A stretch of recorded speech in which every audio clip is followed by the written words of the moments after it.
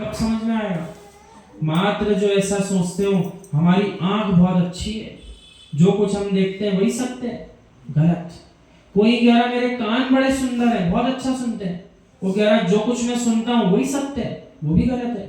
पांचों इंद्रियों के माध्यम से जो ज्ञान हो रहा वो भी सत्य है। और आगे कह रहे इंद्रियातीत आत्मस्थ होकर के जो जीव ध्यान कर रहा है वही परम सत्य का ज्ञाता है। कोई कितने पदार्थों को जगत के दादाजी अपन जान लें तो केवल ज्ञान हो जाएगा? आप ही बताओ कितने जानना है? कोई संख्या हो तो आप बताओ, उतने करोड़ पदार्थों का ज्ञान कर ले तो केवल ज्ञान हो जाएगा? नहीं। जैसे जीव ने किसी पदार्थ को नहीं भी जाना हो लेकिन अपनी आत्मा को जान लिया, केवल ज्ञान उत्पन्न हो गया। अब उसको कोई पदार्थ जानने की आवश्यकता नहीं, सबका ज्ञान हो चुका। किस किस को जानने गया था? किसी को जानने नहीं गया था।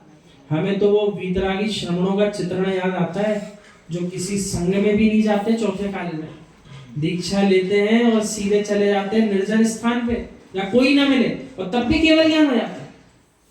तो उनको कौन पढ़ाता है, कौन सा ग्रंथ पढ़ते हैं, कौन से जनाले से लेकर जाते हैं ग्रंथ पढ़ने? कुछ नहीं करते, कुछ भी नहीं करते। मुनि श्री निर्लोभ सागर महाराज जी कह रहे थे तुम लोग बोले कितनी मेहनत करते हो संसार में, हमको तो ग्रास भी बोले तोड़ना नहीं पड़ता, टूटा हुआ ग्रास मिलता है हाथ में जितना खाना।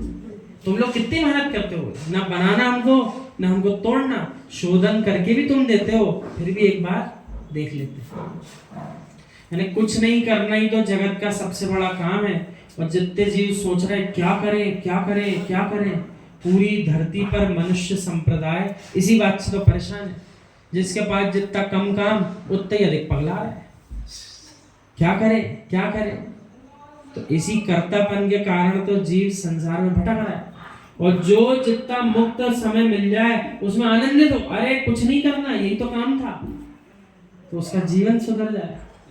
आप मीरा जी तुम दो हाथों से कमाते हो, एक हाथ से खाते हो, हम एक हाथ से भी नहीं कमाते, दोनों हाथ से खाते। ज्ञानियों आप सत्य पर व्याख्या सुनना चाहते हो, सत्य पर व्याख्यान करना चाहते हो तो मात्र रटी रटी बात मत सुनो, अपने जीवन के सत्य को देखो। बेटा एक दिन हृदय से पूछना और जगत से कहना मत, मुझे कुछ मत कहो, मुझे मत डांटो, अपने सत्य से पूछो तुम सत्य जीवन जी रहे हो क्या? आचार्य भगवान विशुद्ध सागर महाराज जी कहते हैं धरती पर किसी से मत पूछो मैं सही हूं कि गलत हूं। जिस दिन आपकी आत्मा स्वयं के लिए उत्तर दे दे मैं सत्य हूं मैं सही हूं, उस दिन स्वीकार कर लेना कि हम सत्य हैं। और जब तक स्वयं की आत्मा ही स्वीकार ना करे कि हम क्या हैं, सत्यवादी हैं, तब तक किसी से पूछने की आवश्यकता नहीं है, किसी से पूछने की जरूरत नहीं है। अपनी आत्मा से प्रश्न करो, अपनी आत्मा सत्य उत्तर देगी अपने बारे में, कभी गलत उत्तर नहीं देगी। उत्तर दे देगी कि सही जीवन जी रहे हो कि नहीं जी रहे, अपनी आत्मा उत्तर देगी। सत्य अर्थात प्राणी, सत्य अर्थात जीव, अपनी ही सत्य से पूछ ले, अपने ही स्वयं के जीवन से पूछ लो क्या हम सत्य जी रहे हैं। आ गई वही बात। ये बात इन्होंने आचार्य श्री ने कल सवेरे भी कही है, पटेरिया जी यही बात कही है जो लिखी है कि किसी से मत पूछो, अपने आप से प्रश्न कर लो मैं प्रशंसनीय हूं कि नहीं हूं। किसी की प्रशंसा की आवश्यकता नहीं है। स्वयं की आत्मा कह दे प्रशंसनीय हो तो हो, और स्वयं की आत्मा ही मना कर दे नहीं हूं मैं प्रशंसनीय, तो किसी से झूठा पूछने की क्या आवश्यकता। बेटा सत्य बोलने से ही लोग घबराते हैं, सत्य क्या जी सकेंगे। कल अपन ने भी चर्चा करी थी, पाप कितने, 5 की 3 पाप, 3 ही बचे अब तो पंचम काल में, 5 पाप नहीं बचे। तो जो सत्य बोलना ही नहीं चाहते वो सत्य जिएंगे कहां से। जिसने सत्य बोलने का ही अभी वचन नहीं लिया अपने जीवन में, मैं जो बोलूंगा सत्य बोलूंगा, सत्य के बिना कुछ नहीं बोलूंगा। फिल्मों में बहुत बार सुन लिया होगा ये, लेकिन सत्य का पालन करते कितने लोग, कोई नहीं करता। सत्य की मूर्ति बनाकर खड़ी कर देना ये सरल है, पर सत्य का जीवन जीना बहुत कठिन है।